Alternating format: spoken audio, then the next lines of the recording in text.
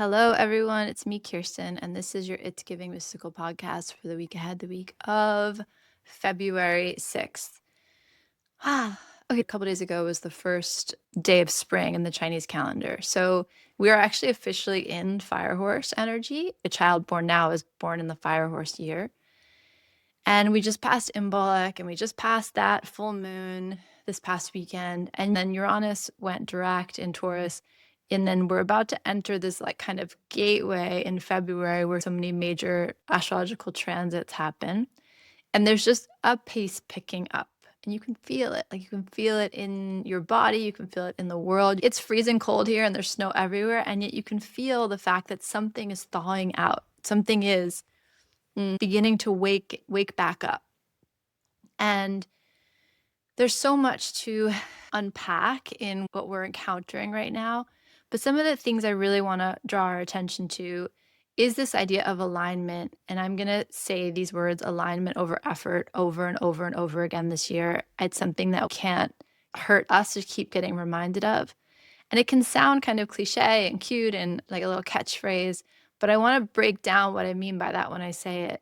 I mean this in kind of a sea change way. So I mean it in terms of this year. So we're going to notice that effort, like manual physical efforts or even psychological, spiritual efforts, are not going to gain as much ground or not going to get you as much traction as alignment will. So you really want to remember the fire horse is the most physically energetic, physically powerful zodiac energy, the fire plus the horse in the Chinese calendar.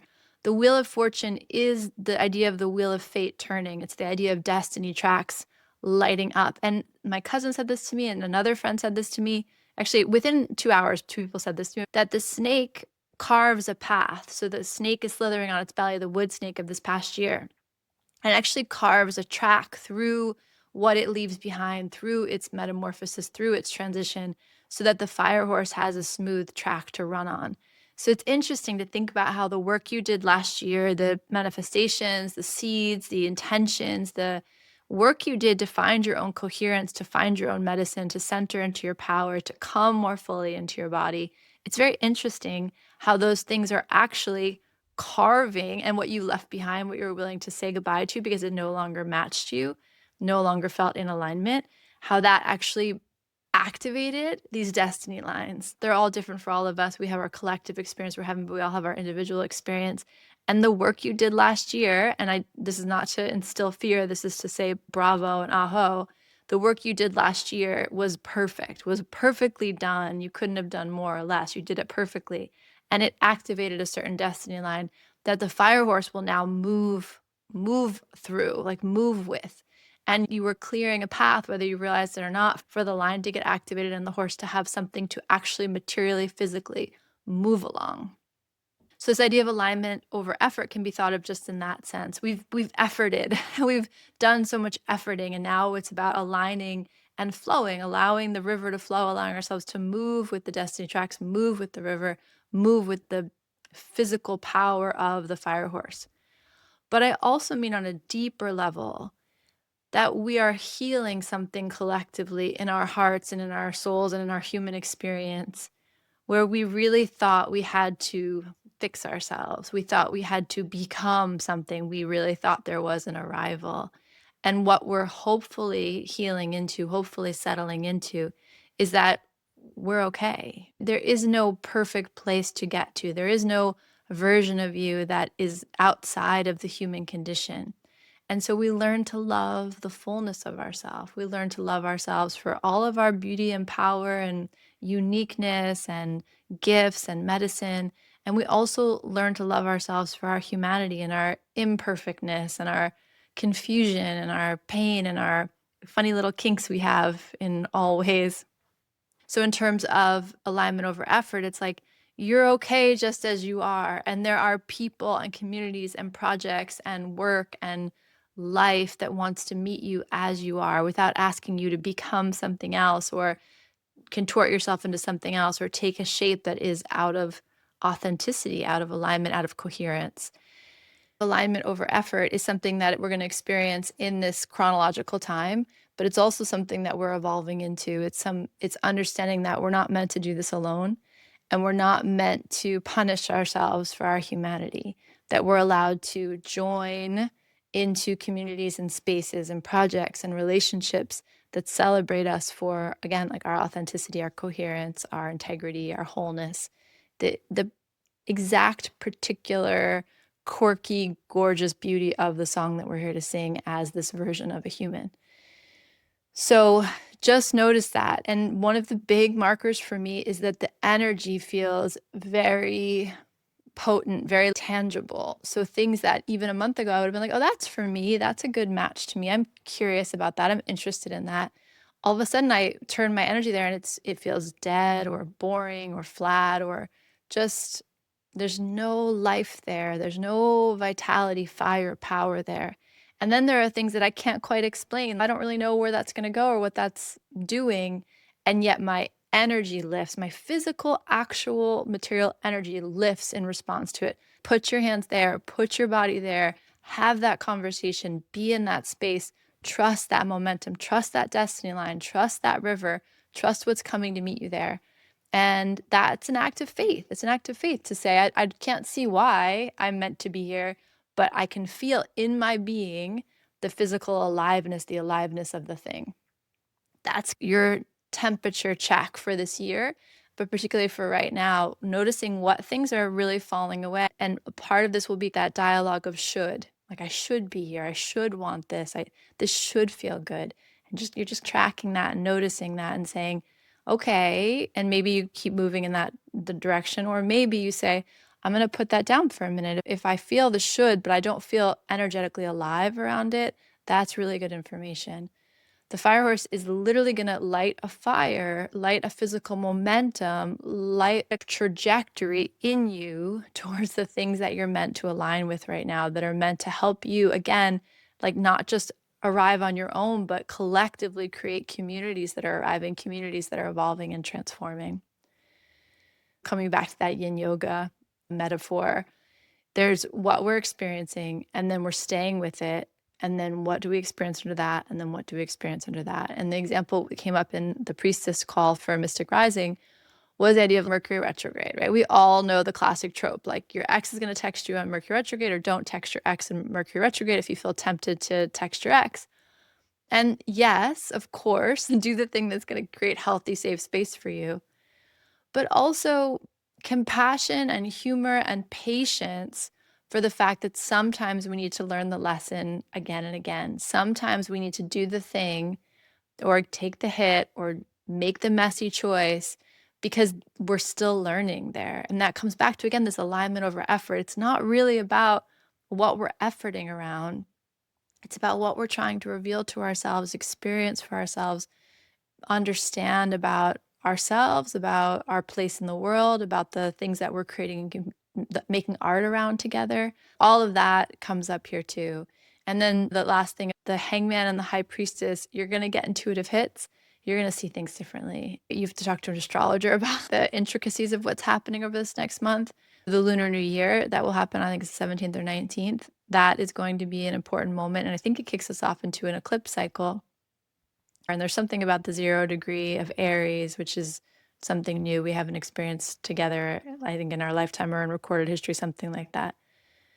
You can feel that something is trying to birth itself, trying to emerge from where we are. Probably in your own life, you have specific ideas about that, but then you can also see it in the world, in our communities, and collectively, and the way the world is evolving and changing right now. It, again, just requires faith to know that you don't have to be the creator of all things, the creator of all change, that you're allowed to stay with yourself, trust where you're called to move, what you're called to move towards, trust what you're inspired and motivated around, and trust like that's your part in the evolution, that's your part in what we're creating together. Again, though, this is a moment, evolutionary moment, I think, where we're discovering that we want to create together. This idea of I need to do it on my own to achieve some mythical sense of now I've got all the things, just it doesn't feel good anymore. It feels flat. It feels, again, kind of dead, and definitely not where I want to be putting my energy. That's a question for you, where you want to be putting your energy, but Just notice. Notice what's alive. Notice what feels boring or frustrating that maybe you think you're supposed to want or it's supposed to feel good. And that's your exploration. That's your jumping off point for your own self-discovery. I've gotten interrupted doing this podcast like maybe a dozen times. So here we are. All of that's to say that the Wheel of Fortune and the Fire Horse are fast-moving energies. They're destiny lines that have already been carved into the terrain. It's not that there's no effort required, but effort is not the magic sauce. Working harder is not the magic sauce. Feeling yourself, staying with yourself, and then trusting your intuition about where you're meant to be, where you're meant to go next, what types of relationships, communities, spaces, projects are aligned with you, are ready and able and fired up to build something with you. Wheel of Fortune, moving fast. Fire Horse, moving fast. High Priestess and the Hangman, not moving, but perceiving on a much deeper level, a different level. Like this is a different kind of perception. And you want to stay. You want to stay with exactly what is, like comfortable, uncomfortable. Stay with it. Relax into it. See what gets released in these deeper layers. See what gets revealed to you, or what, again, meets you as you sit in a very different way of perceiving and being in the world, which is going to happen for all of us in February. Okay, finally, the card of the week, Kirsten, the Knight of Swords. So the Knight of Swords, the fastest knight in the deck, probably besides the Eight of Wands, the fastest card in the deck. So this double triples down on the fact that we're moving faster than we think we can in February, especially this week. I think I said this on the January podcast. You might have this idea of, oh, I'm going to get all this stuff done in 2026, and you might get it done the first 3 months or the first 6 months, or it might fall off your table altogether, or it might come into alignment with more support than you could have imagined. The Knight of Swords is hero energy. So what's the best of that? The best of that is the Knight of Swords is the friend, the companion, the person, the version of you that's going to show up in the middle of the night or on the dark side of the road. It's the people showing up in Minneapolis. It's the people that are going to show up when it's hard and they're not going to hesitate. And there's a fearlessness and a courage and a urgency in the best way of like, this is where I'm meant to be. This is my task. This is my space. This is my job to do. And it's beautiful energy. Is really is the part of us that is reckless, but in a way of, or heedless is a better word. I know it's dangerous. I know it's hard terrain. I know it's going to be a struggle. And yet I'm willing to show up. I'm not afraid. Like I am not afraid. That is the energy of the Knight of Swords. The downside of the Knight of Swords is that he can burn out quickly. So this is the part of you that wants to be in alignment, not effort. You want to have a sense of there's something bigger carrying me and this mission and this connection and this dynamic further. I'm not doing it on my own. So the Knight of Swords might be the part of you that is, an example would be like pushing a project forward even though it's got no momentum and it feels like it's dead in the water, but you're like, no, I was committed to this. This is something I said I was going to do. If all signs point to it's dead in the water, that's something to notice. And the Knight of Swords won't always notice that right away. Or this is, I'm in love with you. And then they don't feel the same way. And you're like, no, but I'm in love with you. Okay, well, sometimes we need a mutual exchange. There's something about the Knight of Swords where he can get so caught up in the mission, so caught up in the what I'm supposed to do, so caught up in this hero archetype of like, no, it's my job to save the day. And so we want to notice that if we find ourselves in a place where we can feel like pushing the boulder uphill, the Knight of Swords is that energy is going to just say to you, is this still your mission? Is this still your place? Is this really the job that you're here to do?